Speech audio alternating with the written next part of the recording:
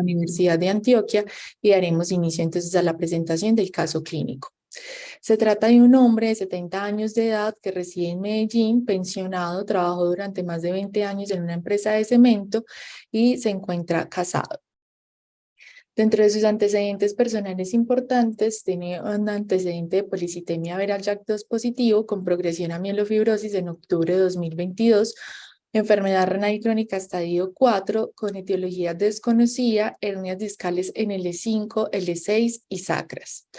Sus antecedentes relevantes: venía en tratamiento con allopurinol 100 miligramos al día y también estaba en tratamiento con rosulotinib 10 miligramos cada 12 horas, que fue suspendido por su hematólogo tratante un mes previo al ingreso por trombocitopenia.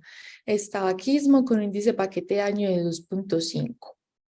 El motivo de consulta fue: me salieron morados. El paciente consulta entonces por un cuadro clínico de 7 días de aparición rápidamente progresiva de placas purpúricas en piernas, posteriormente en el abdomen, en tórax, en brazos y en las orejas, que eran intensamente dolorosas y se asociaban a un deterioro del estado general, con fiebre no cuantificada, disnea de esfuerzo y tos seca. Estuvo hospitalizado en una clínica de tercer nivel. Ahí le encontraron una lesión renal aguda con microhematuria y piuria y una polineuropatía axonal motora y sensitiva, por lo que remiten para valoración integral por hematología, nefrología y reumatología. En la revisión por sistema se encuentran síntomas constitucionales de 6 meses de evolución, con astenia, pérdida no intencionada de 5 kilogramos de peso, diaforesis nocturna, fiebre intermitente e hiporexia. Tenía disfonía o dinofagia y refería parestesias en los miembros inferiores, bradixiquia y somnolencia durante los últimos 4 días. Al examen físico ingresa con una frecuencia cardíaca de 75 latidos por minuto, una presión arterial en 153/100, saturando 94%, con FiO2 al 32% y la temperatura de 36.5. Se encuentra somnoliento, bradilálico, pero orientado y coherente. En las mucosas se observa una úlcera purpúrica en paladar blando, en axilas conglomerados ganglionares pequeños bilaterales de predominio en el derecho, en la auscultación estertores hacia las bases y en el abdomen una esplenomegalia 15 centímetros por debajo del reborde costal.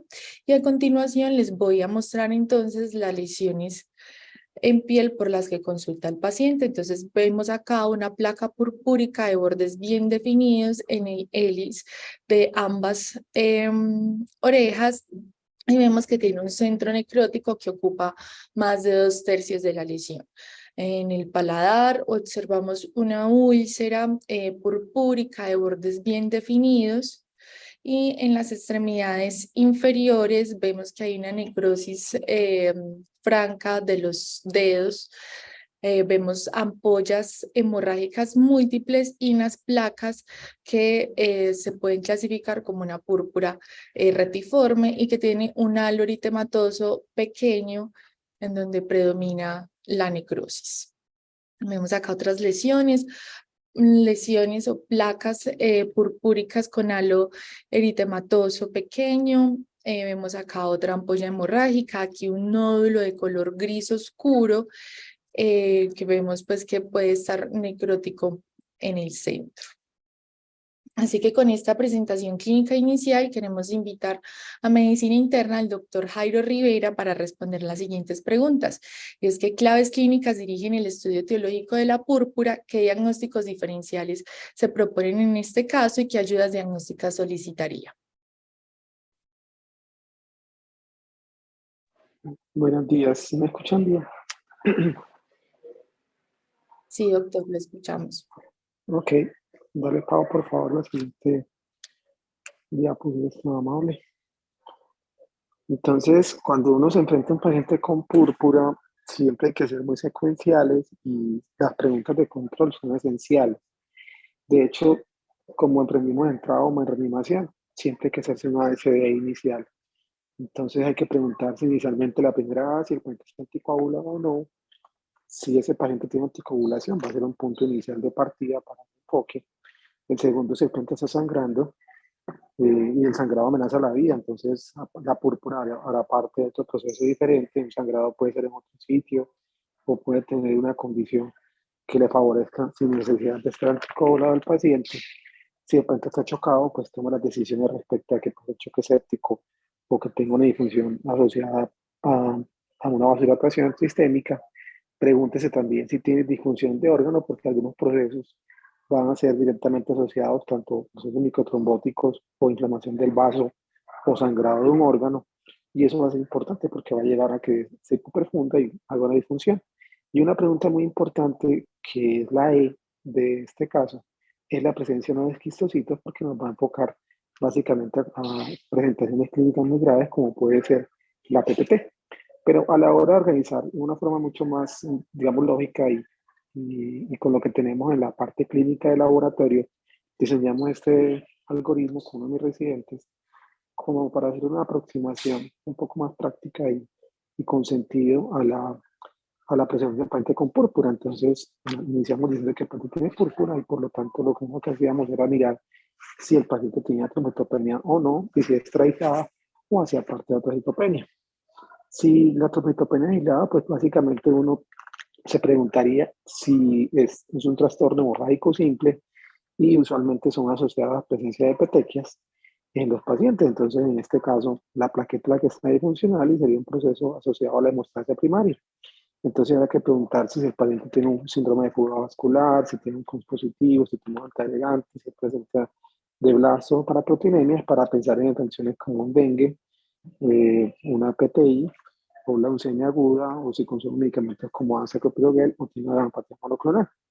Pero si esto no es así, uno podría también considerar que el trastorno no necesariamente sea por una enfermedad con una plaqueta evidentemente afectada en forma independiente, pues podría preguntarse si tiene osteopenia o algún otro tipo de alteración que le sugiera que es una enfermedad sistémica, como puede ser la fiebre, la artritis, el molar, las convulsiones, el estado mental alterado, la presencia de polidopatía, la diaforesis, la pérdida de peso, la ictericia, que subiría en hemolítica, una alteración a nivel del hígado, o la lesión renal aguda con presentación de glomerulonefritis o eventos trombóticos venosos arteriales macroscópicos o microscópicos, la presencia de hipotensión abdominal, para uno decir que probablemente esa trombocitopenia que no necesariamente es aislada, que pueda acompañarse de otras citopenias o leucocitosis o incluso leucopenia, puede ser parte de la enfermedad sistémica. Entonces, cuando tenemos estos datos, pues ya vamos a mirar directamente la morfología del tipo de sangrado que presenta el paciente y ya vimos la petequia para una relación, pero también sería otro tipo como puede ser un trastorno hemorrágico simple, donde tendríamos igualmente las petequias como la púrpura no palpable y en este caso teníamos entonces también las máculas que harían parte de los sangrados asociados a una alteración en la cascada de coagulación y notaría entonces datos sobre martrosis, un paciente con sangrado rotoperitoneal o intracerebral o a nivel intramuscular, como podrían ser las hemofilias congénitas, pues hemofilias directamente asociadas a los factores de coagulación deficientes. Algunos pacientes con hemofilias adquiridas por inhibidores, la presencia de warfarina, DOAX o heparinas como causa de esa alteración que sugiere un sangrado sistémico. Y la otra sería la quimosis, que a pesar de compartir datos con esto que acabamos de revisar en las máculas, usualmente más asociada al trauma. Y el otro punto interesante sería preguntarse si la púrpura es palpable o no, y si es una púrpura palpable, considerar y recordar que el proceso va a ser básicamente vascular.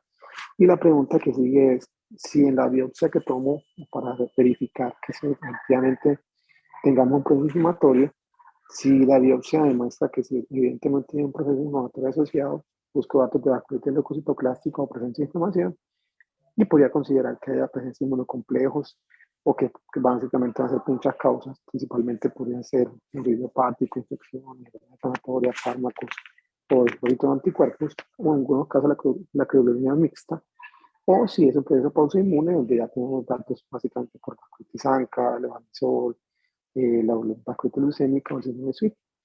Pero si no tenemos datos de inflamación, pues ya pensamos que no hay una vasculitis, daño directamente del vaso, pues tenemos otras causas como el eritema multiforme, la púrpura de la epidemia de Waldenström y la erupción purpúrica postitravina, que es un medicamento anticanceroso.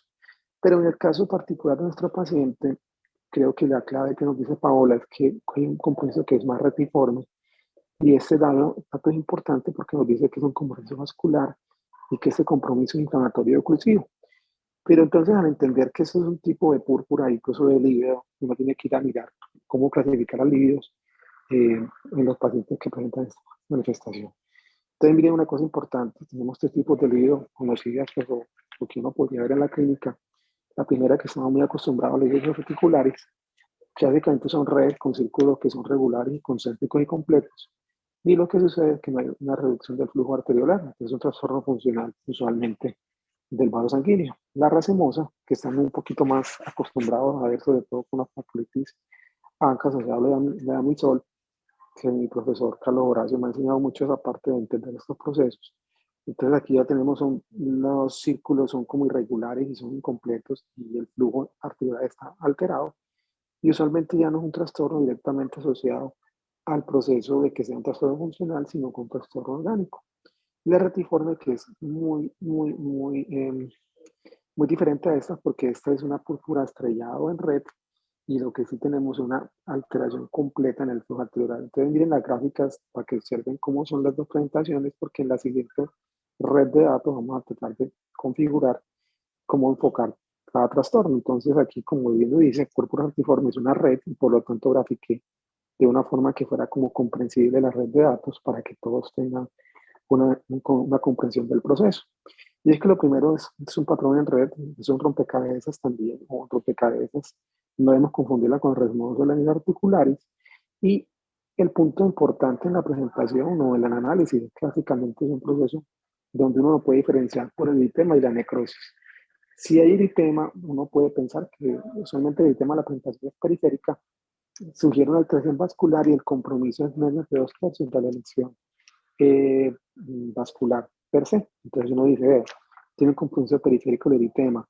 Ya dijimos que es una alteración vascular propiamente dicha y ese eritema es muy pequeño comparado con el resto de la lesión. Eso sugiere que probablemente tengamos una vasculitis, infecciones o un depósito de algún tipo de sustancia, como puede ser quizás de colesterol o calcinosis. Ya vamos a hablar un poquito de eso. Y lo otro, si tengo necrosis, hay que sospechar que ya lo que vamos a ver no es el eritema, no nos interesa el eritema, sino la necrosis per se. Y en este caso, la necrosis de más de 2/3 de la lesión. Y lo que ocurre aquí ya es una oclusión de la luz vascular que puede ser un trombosis o fenómenos embólicos.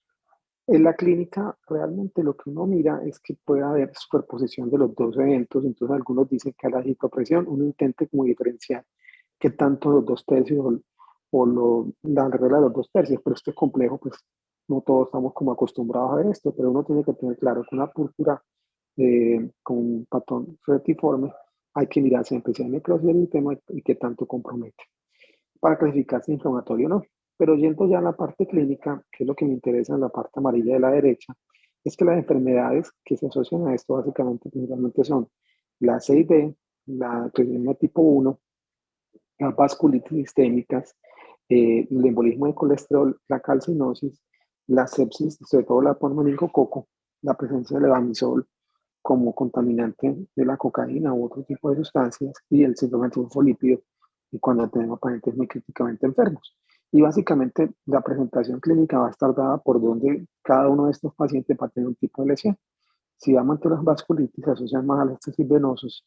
Cuando tenemos tejido graso subcutáneo comprometido, pensamos en necrosis cutánea por warfarina y heparina. Si tenemos un compromiso acá, consideremos entonces creatinina o creatininas tipo 1.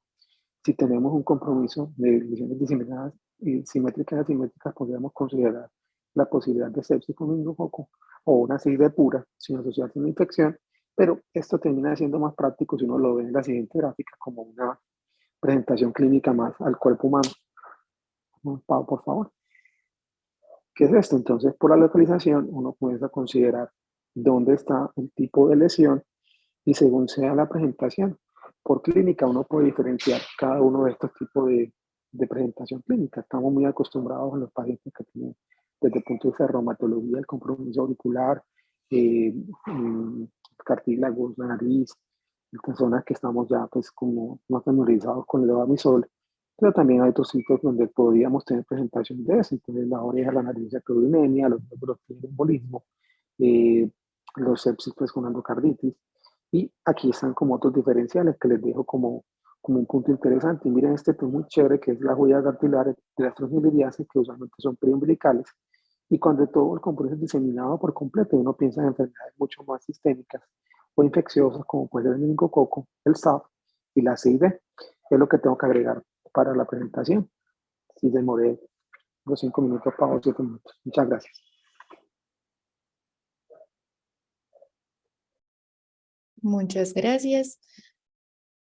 Bueno, entonces continuando con la presentación del caso clínico, tenemos los laboratorios del paciente, se presentó inicialmente entonces un hemograma con 14.860 leucocitos, predominio de neutrófilos, con linfopenia leve, 550 células, en anemia de volúmenes normales, con hemoglobina en 824, trombocitopenia moderada, una LH en 492, el extendido de sangre periférica reportado policromatofilia y esquistocitos una cruz, y el KUNS fue negativo. Dentro del perfil de coagulación encontramos un fibrinógeno bajo en 95 miligramos de cilitro, un TPT prolongado, un NR en 1.25 y un dímero D aumentado en 2.960.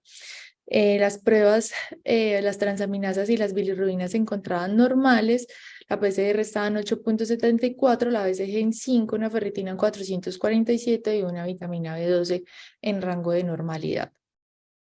Dentro de los estudios inmunológicos tenemos un complemento C3 en 58.9 disminuido para el rango de referencia y un C4 en 4.3 que también está disminuido para el rango de referencia. El que se mantuvo bajo fue C4 y C3 posteriormente se incrementó. ENAs fueron negativos, los anticuerpos antinucleares fueron negativos, factor reumatoide negativo y todo el perfil de SAF fue negativo. HIV, antígeno para superficie de hepatitis B, anticuerpos contra el antígeno de superficie y anticore para hepatitis B, todo fue negativo. El BRL no reactivo y los anticuerpos para hepatitis C fueron negativos. Tiene una creatinina en 3.96, una basal que era de 2, un BUN en 70, un potasio en 6.08 y vemos en el uroanálisis que tenía leucocitos de 8 a 10 por campo, hematíes 2 a 3 por campo y en los gases arteriales una acidosis con un pH de 7.22 metabólica con anión GAP elevado. Tiene una electromiografía que concluye que tiene una polineuropatía sensitiva y motor axonal con afección moderada de los nervios medianos en túneles del carpo adicionalmente, y un ataque de tórax con opacidades en vidrio deslustrado de periminio peribroncovascular. Entonces, con esto tenemos en resumen, es un paciente anciano con antecedente personal de una neoplasia mieloproliferativa crónica de tipo mielofibrosis secundaria, a policitemia vera en tratamiento con ruxolitinib, que fue suspendido hace un mes, que se presenta con un síndrome de disfunción multiorgánica que presenta en piel una manifestación muy extensa de púrpura retiforme con extensas áreas de necrosis, compromiso renal con lesión renal aguda sobre crónica, un sedimento con micromaturia piuria y una proteinuria subnefrótica, una polineuropatía sensitiva y motor axonal, presenta compromiso del sistema nervioso central con somnolencia y bradilalia y compromiso pulmonar con opacidades en vidrio ilustrado de predominio peribroncovascular y de saturación de oxígeno. Dentro de las otras claves, en su proceso diagnóstico encontramos que tiene una hipocomplementemia C3-C4 con factor reumatoide, un perfil SAF negativo, una prolongación de TPT y TP, hipofibrinogenemia y dímero D elevado y una anemia microcítica con una LH en 449, un KUNS negativo y trombocitopenia. Y debido a estos hallazgos, entonces tenemos, como ya lo habíamos dicho, una púrpura retiforme donde predomina la necrosis sin eritema, por lo tanto consideramos que es una púrpura retiforme no inflamatoria, en donde el principal mecanismo va a ser la oclusión microvascular, así que consideramos que esto es un hallazgo de oclusión microvascular que está causando un síndrome de disfunción multiorgánica y adicionalmente tenemos hallazgos de coagulopatía de consumo con coagulación intravascular diseminada. Así que como lo habíamos hablado, con la púrpura retiforme, pues lo primero es preguntarnos la morfología, si lo que predomina es el eritema, lo primero que predomina es la necrosis, y con esto determinar si es una causa inflamatoria o no inflamatoria. Entre las no inflamatorias, pues debemos pensar en todos esos síndromes de oclusión microvascular, porque va a ser el mecanismo fisiopatológico por el que se produce. Posteriormente, preguntarnos si el paciente tiene manifestaciones sistémicas que pueden estar amenazando la vida o que deterioren su estado general, para pensar principalmente en esas patologías que debemos descartar y abordar de manera rápida ante este paciente. Así que dentro de estas causas que nos pueden causar oclusión microvascular con disfunción multiorgánica amenazante para la vida, tenemos, digamos, que estas 4 patologías de manera principal: la gangrena periférica simétrica, que es una manifestación de coagulación intravascular diseminada, se presenta como una necrosis isquémica acral que predomina en miembros inferiores y superiores, que puede presentarse de manera simétrica. Es una manifestación en menos del 1% de los pacientes que se manifiestan con CID y suelen estar acompañados de factores agravantes, factores precipitantes que pueden llevar al consumo de proteína C. Dentro de estos factores, lo que se describe principalmente, entonces, es el uso de los vasopresores, el estado de choque. Adicionalmente, cuando tenemos hepatitis hipoxicoisquémica con alteración de la síntesis hepática, falla cardíaca. Cuando tenemos uso de warfarina, que puede, pues, disminuir estos factores, sobre todo si tiene un inicio reciente, son factores que pueden ser agravantes y que pueden predisponer a esta presentación o esta manifestación de CID. Usualmente, cuando se miden en los ensayos, la proteína C suele estar menor al 10%, hay prolongación de los tiempos de coagulación, tenemos un fibrinógeno bajo y los marcadores de hemólisis aumentados que nos hablan de esa coagulopatía de consumo. Las microangiopatías trombóticas, que es un grupo grande, tenemos las primarias y las secundarias, pero que se van a caracterizar, digamos, que dentro del grupo, por algunas cosas características. Lo primero es la anemia hemolítica no inmune. Vamos a tener entonces una anemia que puede ser de moderada a grave, y adicionalmente marcadores de hemólisis aumentados, bilirrubina, LDH aumentada y actoglobina disminuida, que se acompaña casi siempre de una trombocitopenia grave. Sus órganos principalmente comprometidos, pues, pueden variar entre las formas primarias y secundarias, y entre las formas primarias depende del mecanismo, como la púrpura trombocitopénica trombótica, que produce principalmente compromiso neurológico, las mediadas por complemento, y del síndrome hemolítico urémico, que va a producir principalmente compromiso renal, pero digamos que estos dos son los órdenes cardinales que van a comprometer las microangiopatías trombóticas, que es renal y neurológico, asociado, pues, de esa anemia hemolítica no inmune de la trombocitopenia grave. Los tiempos de coagulación suelen estar normales, pero cuando se presentan de manera grave, se puede sumar una coagulación intravascular diseminada, y usualmente puede haber consumo de complemento, principalmente este 3, principalmente en las mediadas por complemento y en el síndrome hemolítico urémico. Crioglobulinemia, que podemos tener tipo 1, tipo 2 o tipo 3. La crioglobulinemia tipo 1 se va a caracterizar principalmente entonces por esa vasculopatía trombótica o esa oclusión microvascular, y el daño principal también va a ser entonces compromiso renal, compromiso en piel. La tipo 1 va a producir mucho más necrosis y úlceras. Las otros tipos pueden producir fenómeno de Raynaud y síntomas asociados con el frío, y también va a producir un compromiso del sistema nervioso, pero periférico, a diferencia de las microangiopatías trombóticas, que produce compromiso del sistema nervioso central. Puede asociarse algunas alteraciones de la coagulación, pero no de manera directa por la crioglobulinemia, sino por algunos trastornos que pueden estar agregados, como por ejemplo la gamapatía. Se consume C4, pero principalmente se va a describir en la tipo 2, en la tipo 1, digamos que no es tan frecuente, pero también puede ocurrir. El anemia y la trombocitopenia no suelen ser lo característico, pero pueden estar presentes. Y la enfermedad por aglutininas frías, que se caracteriza por tener síntomas crónicos que son precipitados por el frío, como la crocianosis o el síndrome de Raynaud, que pueden afectar la vida diaria, y una anemia hemolítica autoinmune por anticuerpos fríos con CUNS directo positivo para complemento.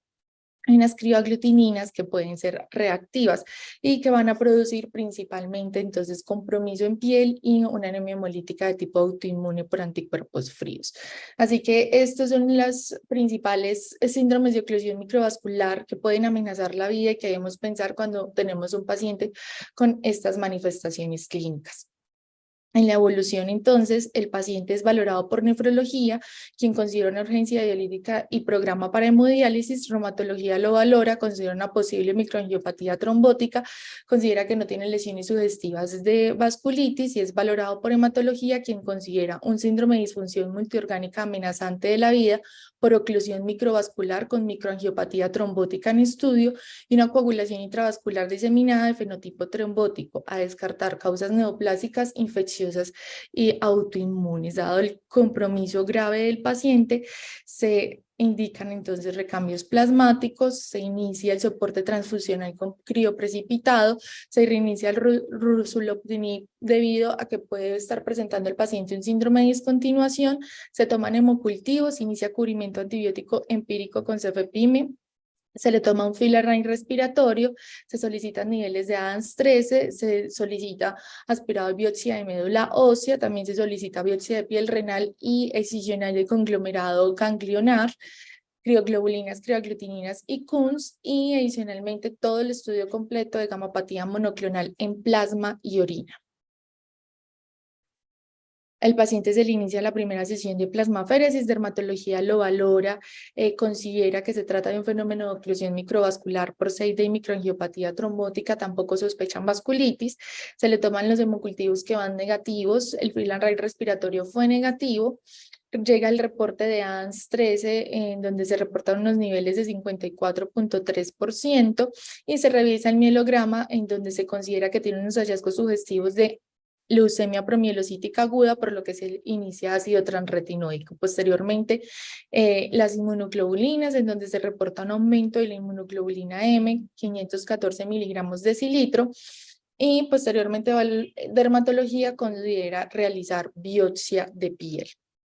El paciente recibe la segunda sesión de plasmaféresis y las consideraciones de hematología hasta este momento son las siguientes. Ellos consideran varias posibilidades etiológicas. Lo primero es una progresión a la leucemia aguda de tipo leucemia promielocítica aguda, por lo que le inició el ATRA, pero posteriormente la citometría de flujo no tiene hallazgos de leucemia, por lo que se suspende.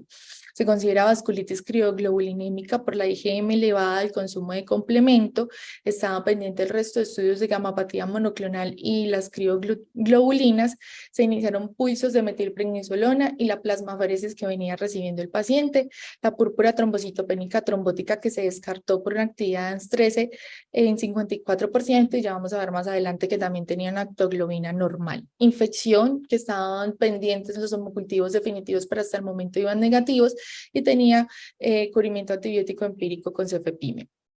Un síndrome de discontinuación de ruxolitinib, por lo que se había reiniciado el ruxolitinib, y una neoplasia linfoproliferativa. Estaban pendientes los resultados de la médula ósea y estaba pendiente que se tomara la biopsia del conglomerado axilar derecho. También estaban pendientes todos los estudios de gamapatía monoclonal en plasma y orina. Se descartó con el perfil autoinmune una enfermedad pues autoinmune. Dentro de la evolución, el paciente es valorado por otorrino debido a la odinofagia. Ellos consideran hacer la nasofibrolaringoscopia, encuentran una parálisis del pliegue vocal izquierdo, por lo que solicitan un ataque de cuello. Una actoglobina, se tomaron 2 actoglobinas que siempre estuvieron dentro del límite de normalidad. Reportaron unas crioaglutininas positivas, una en 532, un KUNS directo fraccionado negativo. Se le realiza el tercer recambio plasmático y el paciente manifiesta tener una mejoría significativa, principalmente de su estado general, de su estado clínico y adicionalmente del dolor intenso que sentía en las lesiones en los miembros inferiores. Refería una mejoría muy significativa, por lo cual, por su buena evolución clínica, se traslada a salas de hospitalización y recibe el recambio plasmático número 4. Acá vemos la evolución de los laboratorios, vemos que la LDH realmente llega a un valor de normalidad, las plaquetas ascienden rápidamente con los recambios plasmáticos, llegando a tener plaquetas de 139.000, los tiempos de coagulación mejoran con disminución en la prolongación del TPT y el TP, el fibrinógeno se recupera con las transfusiones y el soporte transfusional, el dímero D disminuye, Y vemos que la creatinina también disminuye, así como el BUN, así que el paciente pues no solamente presentaba una mejoría clínica, sino que también pues presentaba una mejoría en los laboratorios que estaban marcando el daño orgánico. Sin embargo, dentro de la evolución clínica, posteriormente el paciente se tiene un deterioro clínico marcado, nuevamente está postrado en cama con dolor muy intenso en las extremidades inferiores, refiere también dolor abdominal, hay elevación de reactantes, por lo que se inicia cubrimiento antibiótico. Con linezolid el paciente ya tenía cefepime, se solicita ataque de tórax y abdomen contrastados y se considera realizar el quinto recambio plasmático.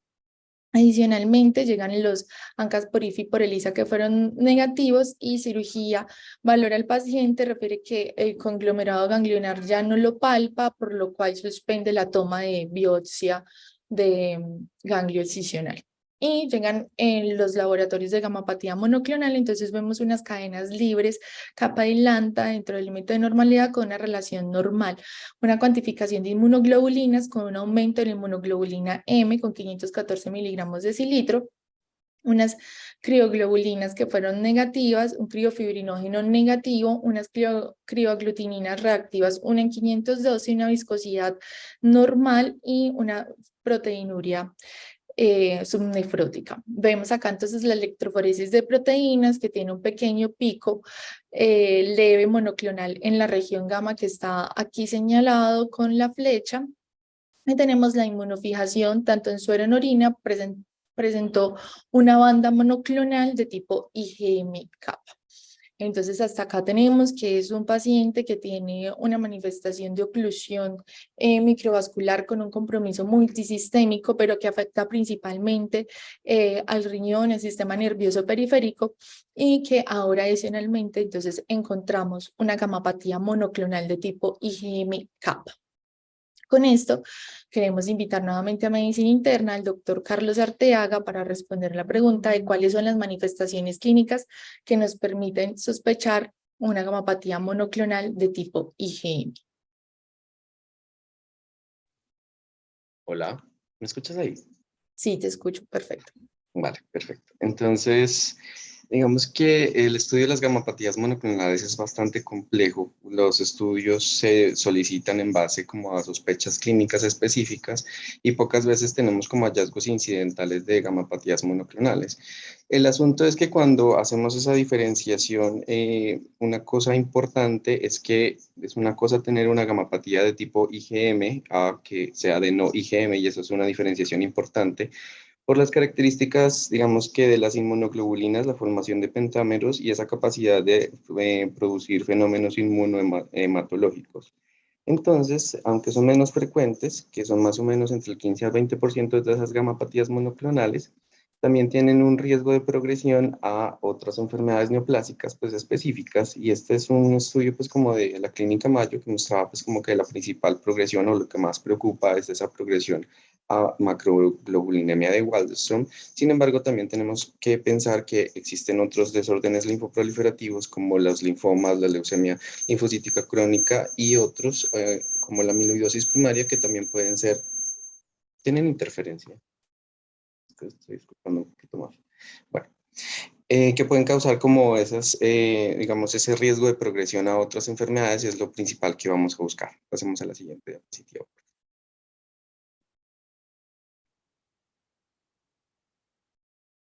Entonces, digamos que una de las cosas principales cuando enfocamos el estudio de esas gamapatías monoclonales IgM es principalmente descartar si existe una enfermedad hematológica o una enfermedad neoplásica de base.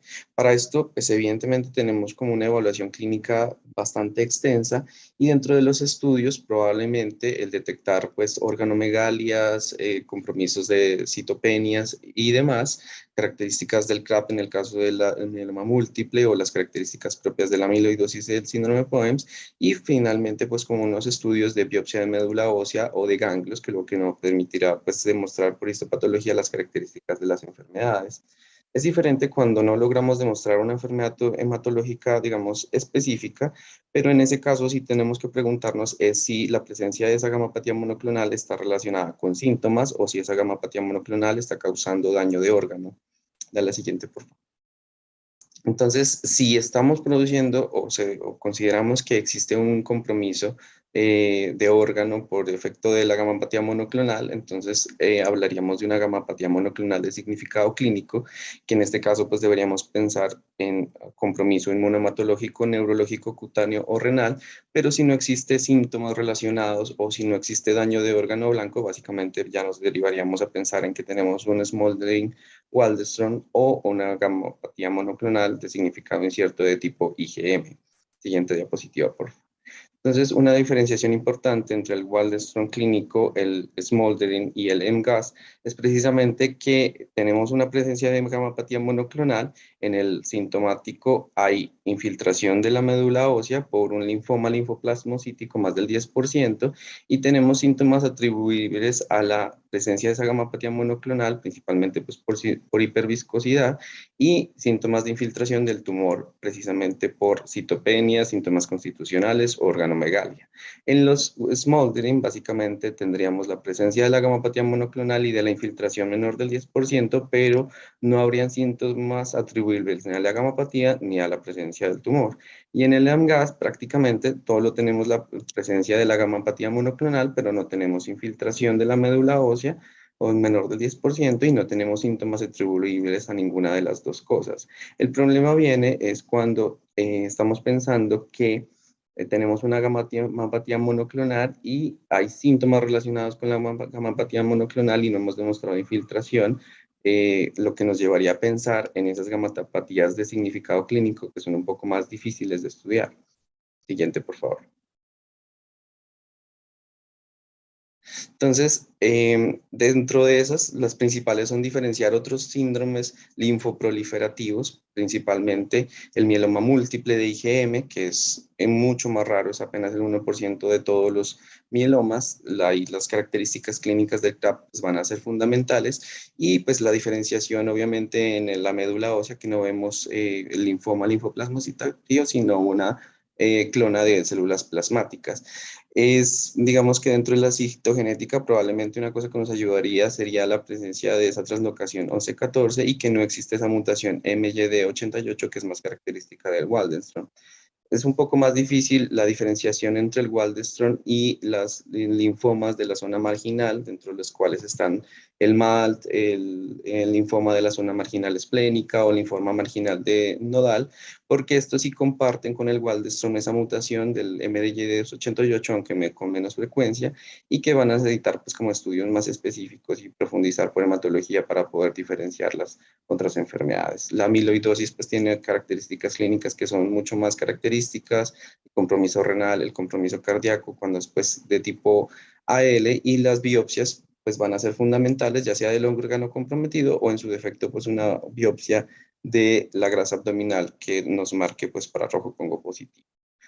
Siguiente, por favor.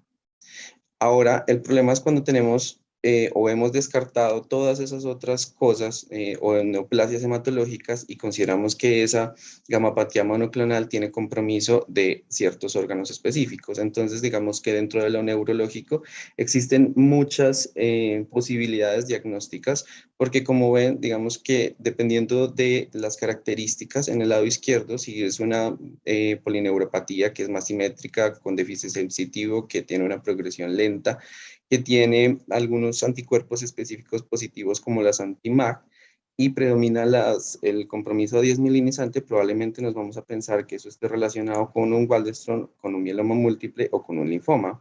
Mientras que si es más de predominio asimétrico, de déficit motor predominante, tenemos anticuerpos anti-MAG negativos y es puramente axonal, entonces lo primero que tenemos que descartar sería el compromiso por amiloidosis, POEMS, crioglobulinemias o por el síndrome de Big Neal, que esa es la macroglobulinemia de Waldenström con compromiso del sistema nervioso central. Entonces, obviamente para esto tenemos que hacer múltiples estudios, descartar que no haya un compromiso sistémico, descartar todas estas enfermedades específicas, siguiente, y si no encontramos, digamos, ninguna de estas, ya nos pensaríamos que solo la gamapatía monoclonal va a causar neuropatía relacionada con la IgM. Siguiente, por favor. Dentro de los cuales tenemos estos síndromes, principalmente las neuropatías relacionadas con anti-MAG, las polineuropatías con anti-MAG negativo y el síndrome de Canomat, que es básicamente una ataxia sensorial crónica que se asocia también a oftalmoplejía y a aglutininas frías. Y digamos la presentación parcial, que es la ataxia crónica y que tiene característicamente pues unos anticuerpos específicos que son los diciadosil. Entonces aquí, digamos, no vamos a extendernos mucho en explicar cada una de las neuropatías, pero básicamente, digamos que cuando hemos descartado todas esas otras causas, probablemente lo que nos va a ayudar a diferenciar sería la presencia de los anticuerpos anti-MAC y los diacianosil, que serían pues como para características específicas de neuropatías sin otras enfermedades sistémicas. Siguiente. Ahora, digamos que las gamapatías de significado cutáneo también son muy extensas. Vamos a ver pues que hay una sobreposición de muchas de las enfermedades, porque como ven en esta clasificación de la tabla izquierda, hay algunas enfermedades pues malignas relacionadas con esas gamapatías que pueden tener compromiso de la piel, lo que hemos mencionado, la amiloidosis, la acrobulinemia, el POEMS, el Waldenström, incluso también los plasmocitomas. Se han relacionado gamapatías monoclonales con otras muchas enfermedades, pero que tienen una asociación un poco más incierta, como por ejemplo este eritema livedontitium, como lo ven en la tablita izquierda, pero hay otras enfermedades malignas y no malignas que están fuertemente asociadas, y dentro de estas pues vamos a mencionar el escleromixedema, la esclerodema, este xantogranulomatosa necrobiótico, el xantoma plano y este síndrome de Schnitzler, que es más bien como raro. Estas digamos que sí tienen como una asociación específica con las IgM y que son específicamente enfermedades que no tienen relación con esas otras enfermedades sistémicas, y a relacionar pues como este síndrome de Schnitzler, que es como el más relacionado con estas gamapatías monoclonales de IgM, pero que característicamente pues tienen un rash urticarial que es crónico, se asocia en cierta forma a fiebre, a dolor óseo, elevación de la PCR, pero lo característico pues sería que en la biopsia podemos demostrar una dermatobiosis neutrofílica. Siguiente. Y más o menos estas pues como las características de la piel. Sigue la siguiente, por favor. En el caso de las gamapatías de significado renal, pues como vemos, existen múltiples enfermedades, pueden estar relacionados con el depósito de estas gamapatías monoclonales o por fenómenos inmunológicos no relacionados con el depósito. Y de ahí, digamos que hay algunas que son organizadas o no organizadas. Sin embargo, para resumir este asunto, es que si encontramos una enfermedad sistémica, pues básicamente vamos a ir a demostrar que ese compromiso tiene que ver con en relación con la enfermedad sistémica, pero de no encontrarlo, pues básicamente lo que nos ayudará a diferenciar una patología específica va a ser la biopsia renal. Siguiente. Y dentro de esto, pues probablemente aquellos que tengan un compromiso renal mucho más marcado con una lesión renal aguda CAIGO 3 o que tenga un compromiso crónico con una tasa de filtración menor de 60 o un deterioro rápido de la función renal con proteinuria, hematuria, microalbuminuria, un síndrome de Fanconi, probablemente a esos pacientes necesitarían una biopsia de forma, pues, sin dudarlo. Y lo podríamos considerar en aquellos que tienen un compromiso un poco más leve y que tienen albuminuria, pero que no están marcada, al menos no en rango nefrótico, y que podemos evidenciar en algunos casos, pues como la presencia de cadenas livianas en la proteinuria. La podríamos diferir en aquellos que tienen una tasa de filtración estable, que tienen un neuroanálisis blando y que no tienen evidencia de proteinuria. Siguiente. Y por último, probablemente, digamos que las más características serían aquellas que se relacionan con fenómenos inmunohematológicos. Pero esto no me voy a poner a extender mucho porque ya lo explicó Paola, pero dentro de estas las principales serían la enfermedad por aglutininas frías primarias y la acrobulinemia de tipo 1 y 2. Mientras que menos frecuente, pero anecdóticamente también se ha relacionado con enfermedad de von Willebrand adquirida y con trombocitopenia inmune. Listo. Muchísimas gracias. Bueno, continuando entonces con el caso clínico, tenemos los resultados de la biopsia de médula ósea, en donde se reporta una celularidad del 80%, con incremento de todas las formas con panmiloides, y posteriormente a la inmunohistoquímica, en donde tiene un retículo positivo para fibrosis, abundantes entrecruzamientos y filas paralelas, y un tricómico positivo. Se considera que tiene una fibrosis medular grado 3, secundaria policitemia vera, sin evidencia de exceso de blastos en la muestra. La citometría de flujo de médula ósea inicialmente reporta 0,39% de precursores hematopoyéticos mieloides de inmunofenotipo aberrante con aumento relativo de neutrófilos y en monocitos y sin otras alteraciones en las series ni alteraciones madurativas.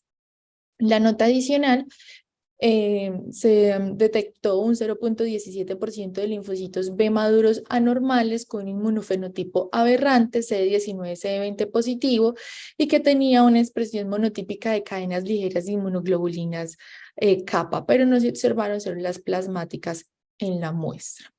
Así que con los resultados, hematología considera que es un paciente con una gamapatía monoclonal de tipo IgM-kappa a considerar un linfoma linfoplasmocítico con vasculopatía trombótica y crioglobulinemia tipo 1, por lo que se inicia rituximab más bendamustine y se continúa con los recambios plasmáticos.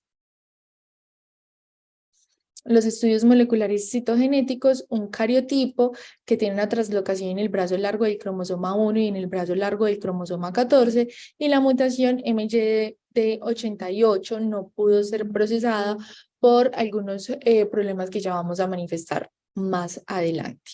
La biopsia de piel que no estuvo disponible para todo el enfoque diagnóstico del paciente, pero que posteriormente pues, se tuvo el resultado es esta y se encontró vasculopatía trombótica sin signos histológicos de vasculitis. Así que con todos estos resultados, invitamos a hematología, el doctor Andrés Garcés, para responder estas preguntas. ¿Cuáles serían las posibilidades diagnósticas en este paciente? ¿Cuál es el rendimiento diagnóstico y qué dificultades se presentan con la interpretación de las crioglobulinas? ¿Qué otros estudios de extensión se requieren y qué consideraciones terapéuticas se deben tener en cuenta? Aló, aló, ¿me escuchan? Sí, doctor, lo escuchamos. Bueno, muchas gracias. Mi nombre es Andrés Garcés. Soy hematólogo del Hospital Alma Mater de Antioquia y hice parte de los tratantes de este paciente, que fue un verdadero reto. Digamos que en el abordaje inicial sorprendía, digamos, la violencia de la presentación clínica, con un cuadro de muy rápida instauración de unas lesiones purpúricas que progresaban rápidamente hacia la necrosis y con un compromiso multisistémico con síntomas neurológicos, pulmonares, compromiso renal y compromiso extenso de piel, y con un cuadro de coagulación intravascular diseminada con un fibrinógeno consumido, un dímero D muy elevado y prolongación de los tiempos de coagulación. Y también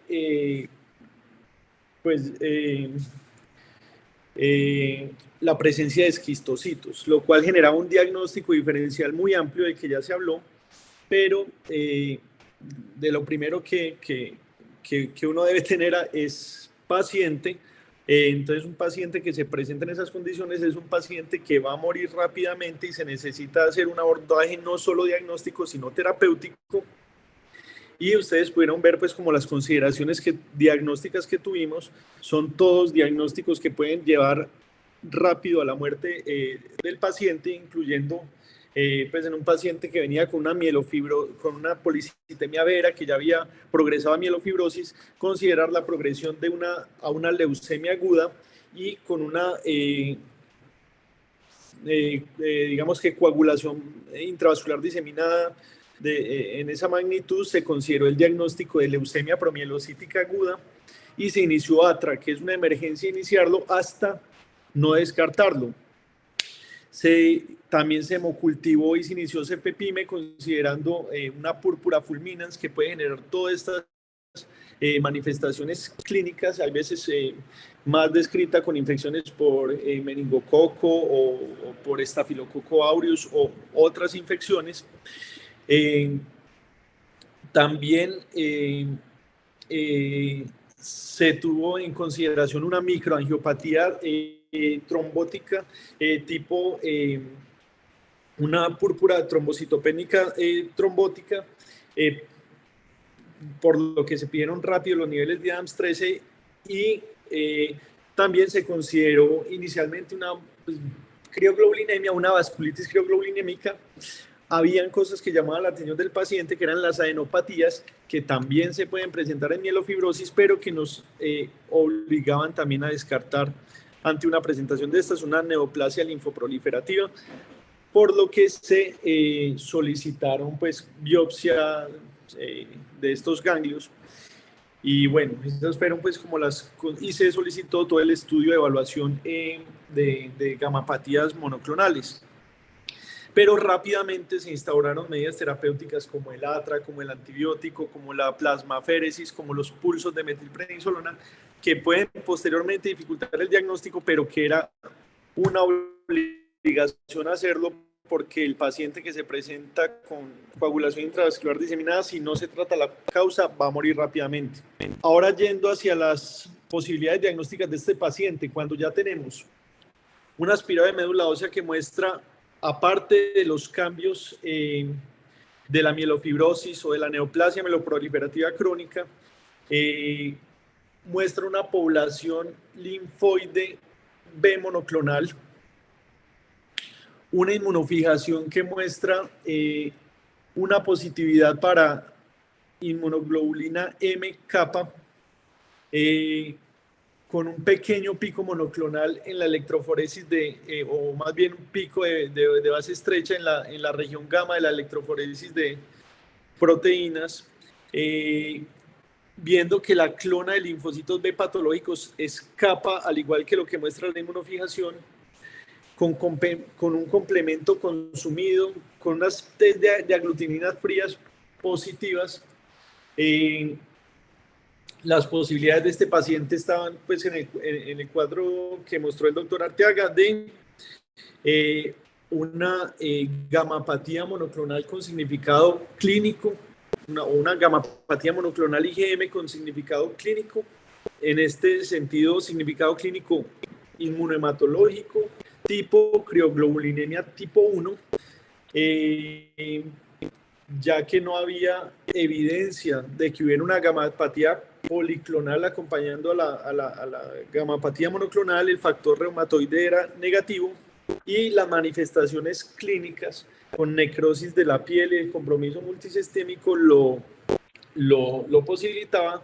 Y en ese mismo espectro de neoplasias linfoproliferativas, gamapatía monoclonal IgM, podría ser también una macroglobulinemia de Waldenström. Ahora, no sabía una evidencia de un 10% de infiltración en la médula ósea, pero hay que tener en cuenta que ese paciente había sido pulsado con bolos de metilprednisolona, lo que después hizo desaparecer los ganglios linfáticos, y cirugía no pudo extraer los ganglios linfáticos para ver si se trataban de un linfoma linfoplasmocítico. Y ahí también es difícil la evaluación porque la esplenomegalia también estaba presente por su neoplasia mieloproliferativa crónica. Entonces, viendo ya en esta fase final de los estudios diagnósticos y el comportamiento clínico, las probabilidades diagnósticas de este paciente son gamapatía monoclonal IgM de significado clínico inmunohematológico tipo crioglobulinemia tipo 1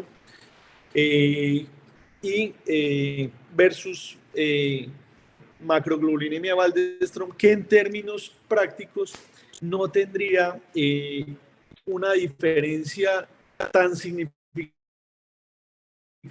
en el tratamiento, porque ante esta presentación grave, y a la emergencia de la oclusión microvascular, que sería el manejo con recambios plasmáticos, evitar la exposición al frío y utilizar la quimioterapia dirigida a la clona de linfocitos B monoclonales. En cuanto al rendimiento diagnóstico y dificultades que se presentan con la interpretación de las crioglobulinas, es un examen que requiere de unas condiciones preanalíticas muy estrictas, en el sentido en que si la prueba, estas inmunoglobulinas se precipitan cuando están a temperatura por debajo de 37 grados centígrados, entonces la tasa de falsos negativos es muy alta, y cuando la sospecha clínica es muy importante, no se debe uno quedar tranquilo con que la prueba salió negativa, entonces no tiene crioglobulinemia. No, se recomienda hacer pruebas repetitivas tener mucho cuidado con el procesamiento rápido, que la prueba se mantenga a 37 grados hasta llegar al laboratorio de la centrifugación. Entonces, todas estas condiciones preanalíticas hacen que el rendimiento diagnóstico sea difícil. ¿Qué otros estudios de extensión se requieren? La prueba de MID88 pues hubiera ayudado a confirmar la macroglobulinemia de Waldenström. Sin embargo, la mutación MID88 es una mutación temprana en estas neoplasia de linfocitos B, y la gamapatía monoclonal IgM, los pacientes con gamapatía monoclonal IgM usualmente también tienen la mutación MID88. Además, un 10% de pacientes con macroglobulinemia de Waldenström son negativos para la mutación MID88 y no me cambiaría el diagnóstico. En este paciente ya serían estudios de estadificación, clasificación, pero ya yo pienso que en este caso el diagnóstico está hecho. Y en cuanto a las consideraciones terapéuticas, la presentación clínica de este paciente fue violenta, con riesgo de compromiso rápido de la vida, por lo que se implementó la plasmaféresis y el uso de rituximab más bendamustine.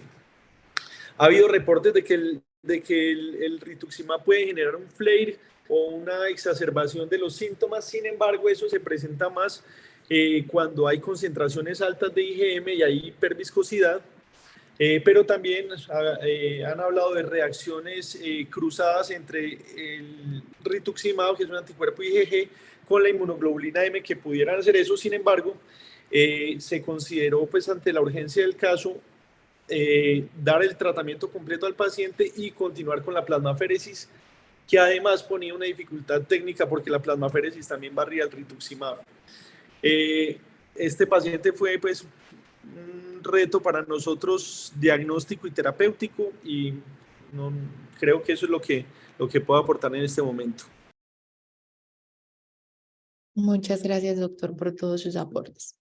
Bueno, realmente para finalizar la presentación del caso clínico, posteriormente el paciente se deteriora con requerimiento de soporte vasopresor por presión arterial media baja. Sin embargo, el paciente decide que no quiere ir a unidades de alta dependencia y que no quiere avanzar en las medidas.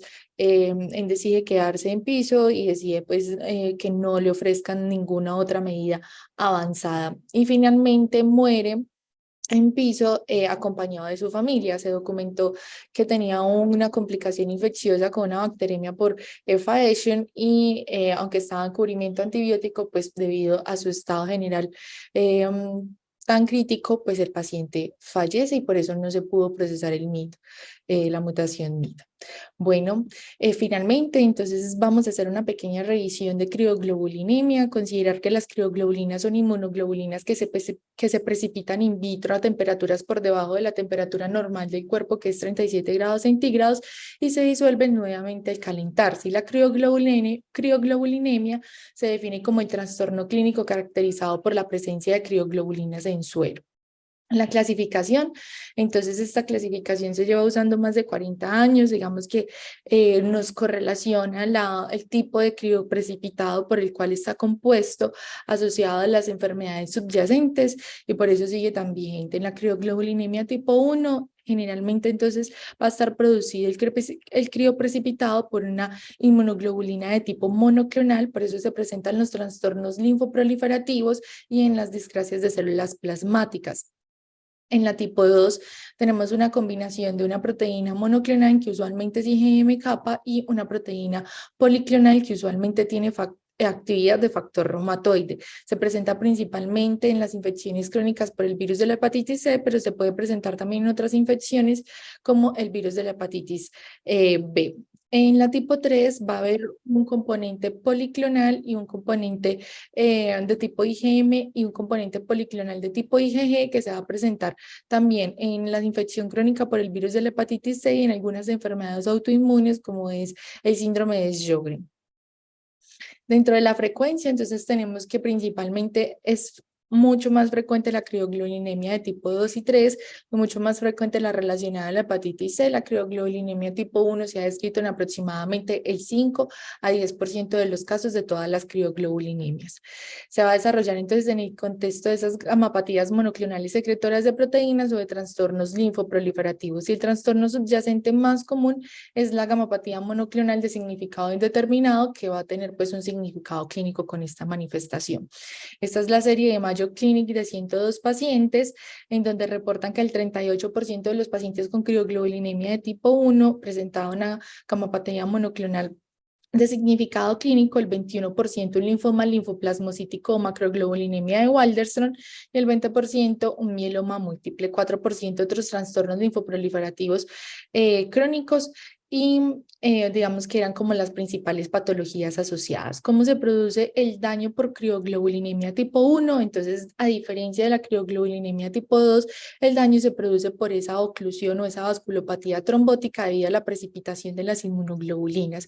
Y vamos a ver que esto no tiene una correlación directa con la cantidad de inmunoglobulina, porque esa inmunoglobulina puede tener unas características intrínsecas, como por ejemplo que puede tener algunas fracciones que no van a estar, digamos que compuestas dentro de esta inmunoglobulina normal, que hace que se precipiten muchísimo más que una inmunoglobulina que no sea monoclonal.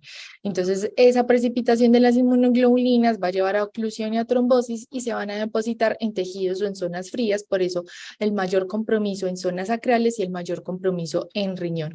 Va a haber otro mecanismo que se pueda agregar, que es la hiperviscosidad, pero esto sí se relaciona con la cantidad de proteína M, que usualmente es por encima de 4 gramos, en donde se da estas manifestaciones o este daño mediado por hiperviscosidad. Las manifestaciones clínicas principales van a ser en piel y manifestaciones vasomotoras. En la crioglobulinemia tipo 1, a diferencia de la crioglobulinemia tipo 2, se va a producir mucho más necrosis, van a presentarse los pacientes con gangrena y con úlceras importantes, sobre todo en las extremidades y en zonas acrales, a diferencia de la crioglobulinemia tipo 2, que produce sobre todo síntomas vasomotores, puede producir púrpura o fenómeno de Raynaud. Manifestaciones neurológicas en sistema nervioso periférico con neuropatía, que puede ser sensorial en el 24% de los casos, y motora es mucho menos frecuente. Manifestaciones con compromiso renal, que se puede presentar glomerulonefritis membranoproliferativa, aunque esto es más frecuente en las tipo 2, pero también se puede presentar en las tipo 1. Y en las tipo 1 el daño renal va a estar dado principalmente o por microangiopatía trombótica o por esa vasculopatía trombótica. Se puede presentar artralgias y también algunos síntomas rinosinusales y síntomas sistémicos. El complemento va a estar pues más consumido en la crioglobulinemia tipo 2 y 3, principalmente C4, pero algunas veces podemos ver hipocomplementemia, como en este caso en la crioglobulinemia tipo 1. No se han descrito características que sean diferentes entre las crioglobulinemias de tipo 1 que se producen por una inmunoglobulina de tipo IgG versus las que se producen por inmunoglobulina de tipo IgM. Usualmente es más frecuente que se produzcan por inmunoglobulina IgG, y en este digamos que pueden haber otros trastornos hematológicos subyacentes más frecuentes, pero cuando se producen por IgM, estos son como los trastornos más frecuentes y no se ha pues descrito un cuadro clínico característico según la proteína monoclonal que esté produciendo el cuadro clínico. Es muy importante en el diagnóstico tener en cuenta que puede haber una tasa mayor de falsos negativos debido a que la toma de las crioglobulinas tiene muchas variables preanalíticas importantes. El tubo antes de la toma de la muestra se debe precalentar y debe estar a 37 grados centígrados. La muestra se debe tomar se debe tomar también con una jeringa precalentada y se debe pasar al tubo precalentado y se debe transportar para que se mantenga a 37 grados centígrados. Se debe centrifugar también a esta temperatura, porque en todo este proceso, si pierde temperatura, pues se pueden precipitar y esto, digamos que puede alterar la muestra. Posteriormente van a ser refrigeradas a 4 grados centígrados y se deben incubar por al menos 7 días para ver el crioprecipitado. Sin embargo, debido a esas condiciones preanalíticas, puede haber una tasa de falsos negativos y es por eso que cuando uno tiene la sospecha diagnóstica, se recomienda repetir varias veces entonces el laboratorio. El tratamiento va a depender principalmente de las manifestaciones clínicas del paciente y de qué tan graves sean. Entonces se consideran manifestaciones emergentes, la hiperviscosidad sintomática, la isquemia crítica, la neuropatía grave incapacitante y la insuficiencia renal progresiva. Vemos que nuestro paciente pues cumplía varias características de indicaciones emergentes de tratamiento. En este caso está indicado la plasmaféresis y los esteroides y adicionalmente se debe indicar tratamiento para el manejo de la clona.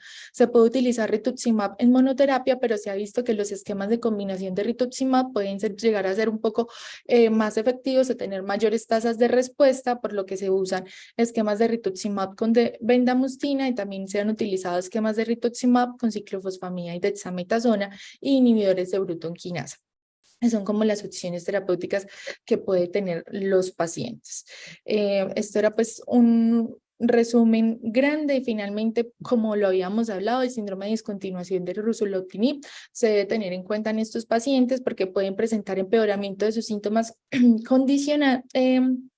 constitucionales, un aumento del tamaño del vaso, empeoramiento de los síntomas asociados a mielofibrosis y es relativamente frecuente si presentan este síndrome de discontinuación que pueden presentar síndrome de estrés respiratorio agudo, incluso pueden llegar a requerir ventilación mecánica y no invasiva en estos casos y el tratamiento en general responden bien a la reintroducción del medicamento. Esto entonces era lo que teníamos preparado el día de hoy. Un agradecimiento muy especial para todos los docentes que acompañaron, que apoyaron, que realizaron este caso clínico. Muchas gracias pues por toda su ayuda y muchas gracias a todos los asistentes.